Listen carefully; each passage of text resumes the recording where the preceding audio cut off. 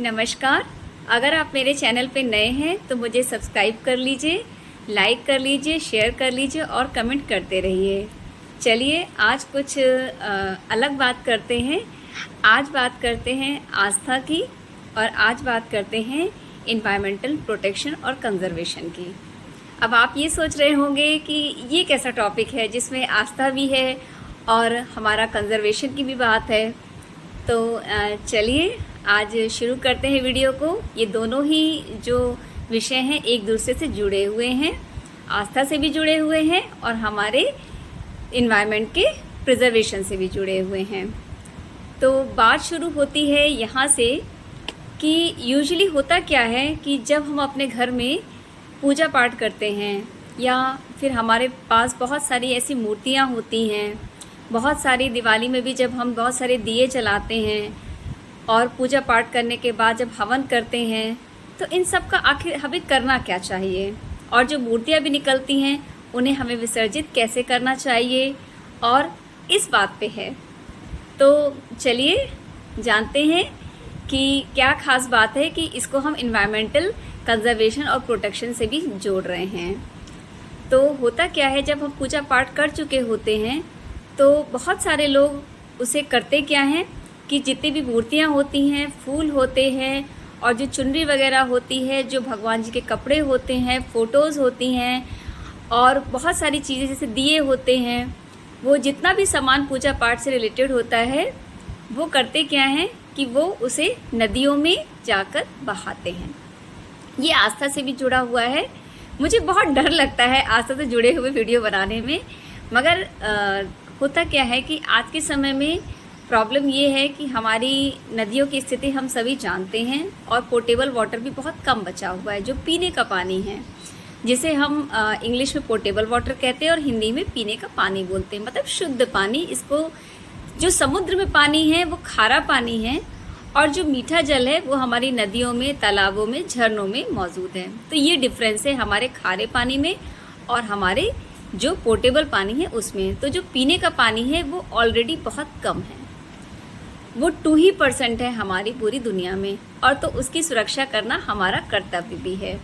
होता क्या है, जब हम पानी में इन मूर्तियों को बहाते हैं तो ये हर लेवल से उसे प्रदूषित करती हैं, क्योंकि बहुत सारे मेटल और केमिकल की लीचिंग होती है उससे, और उसे डिग्रेड होने में बहुत टाइम लगता है।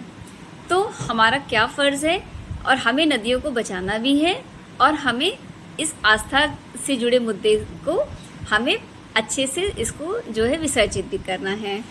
तो सबसे पहले एक मैं आपको वीडियो दिखाऊंगी कि सिर्फ नदियों में विसर्जित ही नहीं किया जाता है, इसके अलावा जो हमारे बहुत सारे जो मैच्योर पेड़ होते हैं, मैच्योर का मतलब होता है जो काफ़ी पुराने पेड़ हो जाएं और जो काफ़ी बूढ़े पेड़ हो जाएं, तो उनके भी नीचे बहुत सारे लोग मूर्तियों को और जो पूजा पाठ का सामान बचता है उसमें रख देते हैं।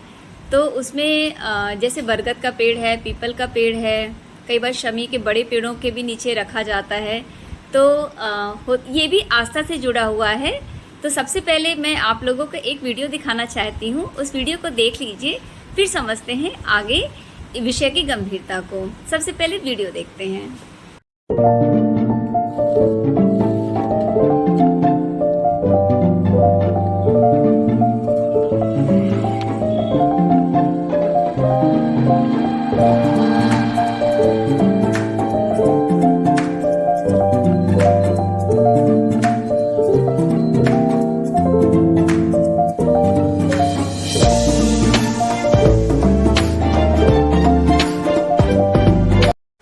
वीडियो तो हमने देख ही लिया है और अब हम विषय को भी बहुत अच्छे से समझ गए होंगे, आई थिंक।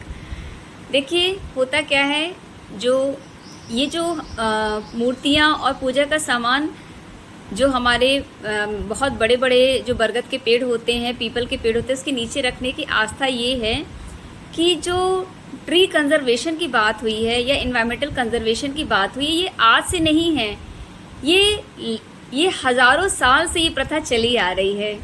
होता क्या है, जो हमारे पेड़ हैं वो जितने पुराने होते हैं वो उतने ही हमारे लिए महत्वपूर्ण हो जाते हैं। कैसे, मैं बताती हूँ। होता क्या है, पेड़ जितना पुराना होगा वो वैल्यूबल हो जाएगा, इसलिए क्योंकि वो ऑक्सीजन की मात्रा ज़्यादा से ज़्यादा छोड़ेगा, क्योंकि वो बहुत घना पेड़ होगा, बहुत पुराना पेड़ होगा, तो वो इन्वायरमेंट में उतना ही ज़्यादा योगदान उसका बढ़ जाता है। तो जो हमारे बूढ़े बुजुर्ग भी थे और हज़ारों सालों से जो प्रथा चल रही है उन्हें बचाने की, तो जब हम पूजा पाठ करते हैं तो उसके नीचे ये मूर्तियाँ रख के हमें ये उसका जो ऑब्जेक्टिव होता है वो ये होता है कि ये पेड़ कटना नहीं चाहिए। अब शहरों में तो आप जानते ही हैं कि कई जगह आपको इस तरह के वीडियो देखने को मिल जाएगा कि बरगद पीपल के पेड़ के नीचे बहुत सारे मूर्तियाँ और बहुत सारे पूजा का सामान लोग दिवाली के बाद या नवरात्रि के बाद या बहुत सारे जो त्यौहार होते हैं उसके बाद में लोग मूर्तियाँ वगैरह अपनी वहाँ पे छोड़ के चले जाते हैं। मगर समस्या जो सिटीज़ में है वो समस्या ये है कि किसी ना किसी तरह तो उनका निस्तारण करना ही है। अब वो निस्तारण कैसे करना है, नगर निगम क्या करती है, वो इन जितनी भी मूर्तियों को होती है वहाँ बरगद के पेड़ से या जो भी पीपल के पेड़ हैं वहाँ से उन्हें हटाती है और बड़े बड़े गड्ढे बनाकर उसे वहाँ पे अच्छे से उसे विसर्जित कर देती है। तो नगर निगम भी यही काम करती है इन मूर्तियों के साथ में।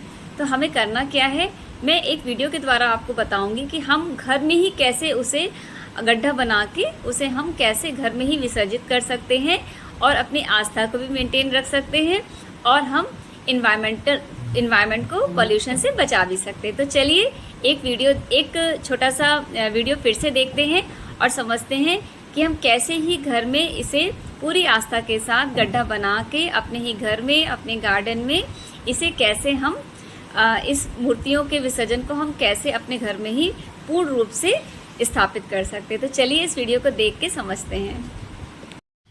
ये देखिए, ये कम से कम 1 मीटर के आसपास का गड्ढा हमने खोदा है ताकि हम जो भी हमारी खंडित मूर्तियां हैं, जो भी हमारा सामान पूजा के बाद बचता है, उसको यहाँ पे हम लोग जो है अच्छे से पूरा मिट्टी से कवर कर देंगे। होता क्या है कि जब हम कोई पूजा पाठ करते हैं और उसके बाद जो सामान बच जाता है, दिवाली में भी हम जो मिट्टी की मूर्तियाँ होती हैं उनको बदलते हैं, फिर उसके बाद भी हमें जो पुरानी मूर्ति हैं उन्हें विसर्जन करना होता है। बट मैं विसर्जन जो पानी में बहाने का कल्चर है उसको मैं प्रमोट नहीं करती हूँ, क्योंकि होता क्या है इन्वायरमेंटली भी वो सेफ़ नहीं है, क्योंकि पोर्टेबल पानी पीने का पानी बहुत कम बचा हुआ है धरती पे, तो उसे हमें गंदा नहीं करना है।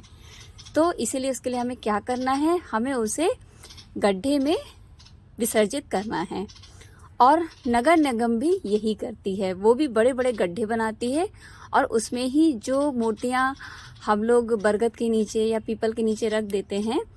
मैसेज बहुत अच्छा है ट्री कंजर्वेशन का, ताकि उस ट्री को कोई काटे ना, क्योंकि वो काफ़ी पुराने ट्री हो जाते हैं। मगर हमें जो है उसे रखना भी नहीं है और उससे बेटर है कि हम अपने घर में ही उसे हम लोग विसर्जित कर दें। देखिए मैं क्या क्या सामान विसर्जित करूँगी। ये मेरे दिवाली के दिए थे जो बच गए थे जलाने के बाद में। अब इसका कोई यूज़ नहीं होता है क्योंकि ये एक बार जलाने के बाद खंडित हो जाते हैं। ये गुलनियाँ थी दोनों जो टूट गई हैं, खंडित हो चुकी हैं। ये मेरे भगवान जी थे जिसे मैंने हटाया था। और ये चुनरिया होती हैं जो बहुत सारे कलर में मिलती हैं पूजा पाठ के लिए। और ये फूल हैं जो हम लोग चढ़ाते हैं या माला वगैरह लगाते हैं। और ये एक फ्रेम वाली तस्वीर है दुर्गा माता की जो अब पुरानी हो चुकी है और खंडित भी हो चुकी है। तो अब मैं एक एक करके सारे सामान को इस गड्ढे के अंदर रखूँगी। ये देखिए, अब क्योंकि ये सबसे लंबी थी तो इसे मैंने रखा। उसके बाद मैंने ये गुलनियाँ डाल दी, उसके बाद ये दिए डाल दिए,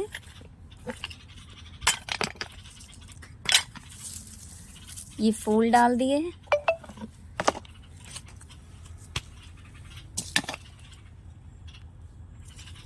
ये लक्ष्मी गणेश डाल दिए।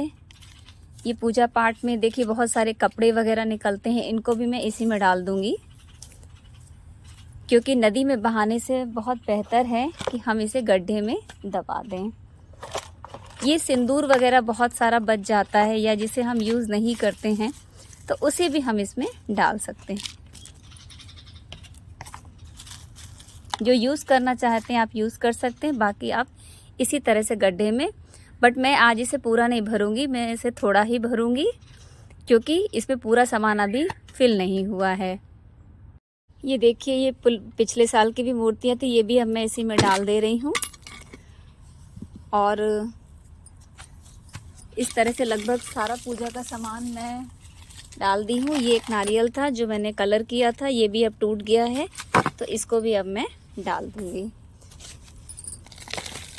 अब इसे हम थोड़ा सा मिट्टी से ढक देंगे। देखिए क्या है, जो हम पीपल के पेड़ के नीचे या बरगद के पेड़ के नीचे जो रखते हैं उसे भी नगर निगम गड्ढे बनाकर दबाती ही है। तो अगर आपके गार्डन में थोड़ी भी जगह है कि आप इसे आराम से जो गड्ढा बना के इसे आप दबा सकते हैं, तो आप अपने घर में ही पूजा के बाद विसर्जित कर दीजिए। और या फिर आप इकट्ठा कर लीजिए 6 महीने का या 3 महीने का, जैसा आपको कन्वीनियंट लगे। उसके बाद आप गड्ढा बना के इसी तरह मूर्तियां हैं और आपके घर की जितनी भी फ़ोटोज़ हैं, मूर्तियां हैं, चुनरियां हैं और पूजा का जो भी सामान निकलता है, तो नदी में ना डाल के आप लोग इसी तरह से गड्ढा बना के डाल सकते हैं। गड्ढे को अब मैं मिट्टी से ढक रही हूँ क्योंकि गड्ढा काफ़ी गहरा हो गया था, तो थोड़ी मिट्टी भी इसमें ज़्यादा ही लगेगी।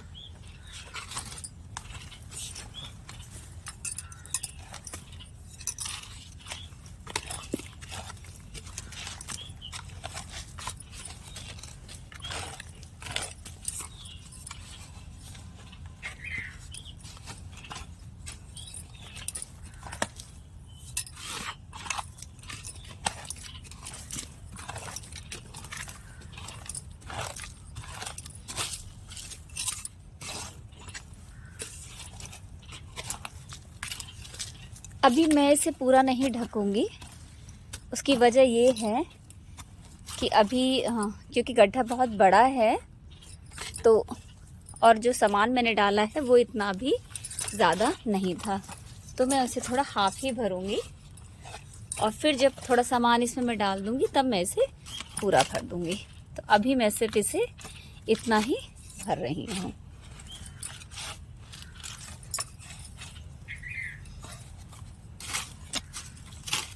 ये देखिए, लगभग मैं इसे आधा भर चुकी हूँ।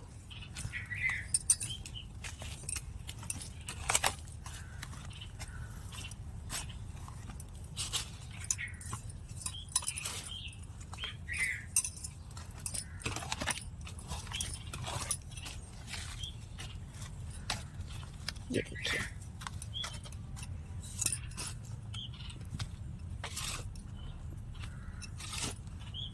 अब मैं इसे इससे ज़्यादा नहीं भरूंगी।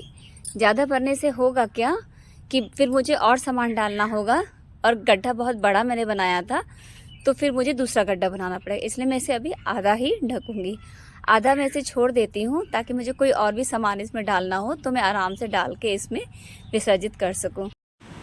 वीडियो आपने देख लिया होगा और आप समझ भी गए होंगे कि कैसे मूर्तियों को या जो हमारी बहुत सारी दिए हैं, हमारे पास जो चुनरियाँ वगैरह हैं, भगवान जी के कपड़े हैं, और जैसे मैंने गुलनिया को भी उसी में डाला, और जो फ़ोटोज़ हैं, जो खंडित मूर्तियाँ हैं और जो खंडित फ़ोटोज़ हैं, अगर किसी मूर्ति में कांच वगैरह लगा है तो आप उस कांच को निकाल सकते हैं, क्योंकि कांच हम अपने कबाड़ी वाले को दे सकते हैं। प्लास्टिक की अगर कोई ऐसी चीज़ है तो उसको भी हम कबाड़ी को दे सकते हैं, क्योंकि ये सब रिसाइकिल हो जाता है। जो हम घर में रीयूज़ कर सकते हैं उसे हम पॉट वगैरह बना के यूज़ कर सकते हैं, और बाकी जो हम रिसाइकिल या रीयूज़ नहीं कर सकते हैं उसे हम, जो आराम से डिग्रेड हो जाए, तो उसे हम गड्ढे में डाल के दबा सकते हैं ताकि वो आराम से विसर्जन हो जाए, और धीरे धीरे हमारी धरती में उसको थोड़ा समय लगेगा मगर वो सब डिग्रेड हो जाएगा। तो इससे हमें ये पता चल गया कि कितने आराम से ना हमें नदी में बहाना है और ना ही हमें पीपल या किसी पेड़ के नीचे रखना है, क्योंकि शहरों में बहुत मुश्किल होती है, क्योंकि नगर निगम भी उसे फाइनली हटाती ही है वहाँ से। और सोचिए, हम साल भर उनकी पूजा करते हैं और अगर नगर निगम उसे आखिर वो भी वही काम करती, क्यों ना हम अपने घर में ही ऐसे गड्ढा बनाएं और उसे अच्छे से अपने श्रद्धा पूर्वक उसे हम घर में ही विसर्जन कर दें। इससे क्या होगा कि हमारा एनवायरनमेंट प्रदूषित भी नहीं होगा, इधर उधर मूर्तियों का अपमान भी नहीं होगा, और हम आराम से अपने घर में ही उसे गड्ढा बना के उसे हम आराम से विसर्जित कर सकते हैं। तो ये जो वीडियो का उद्देश्य है वो सिर्फ ये है कि एक तो इन्वायरमेंटल प्रोटेक्शन हो सके। हम इन्वायरमेंट की बात करते हैं तो ये भी एक तरीका है कि हम अपनी नदियों को बचाएं, मीठे जल को बचाएं, और जो हमारे पेड़ हैं उसमें ना रख के हम अपने घर में ही उसे विसर्जन कर सकते हैं। तो ये एक मेरा एक स्लोगन है मेरे चैनल का, go think blue, go green, move for a healthy lifestyle. बार बार मैं कहती हूँ go green, go green. Go green का मतलब ये है कि हमें अपने पेड़ों की रक्षा करनी है, और थिंक ब्लू का मतलब होता है प्रोटेक्ट आर रिसोर्सेज। रिसोर्सेज का मतलब है धरती में जो भी है उसे हमें प्रोटेक्ट करना है, ये हमारा कर्तव्य है। और इसी कर्तव्य के साथ हमें जितनी भी मूर्तियाँ हमारे घर से निकलेंगी हम उसे घर में ही विसर्जन करने की कोशिश करेंगे, और यही इसका उद्देश्य है।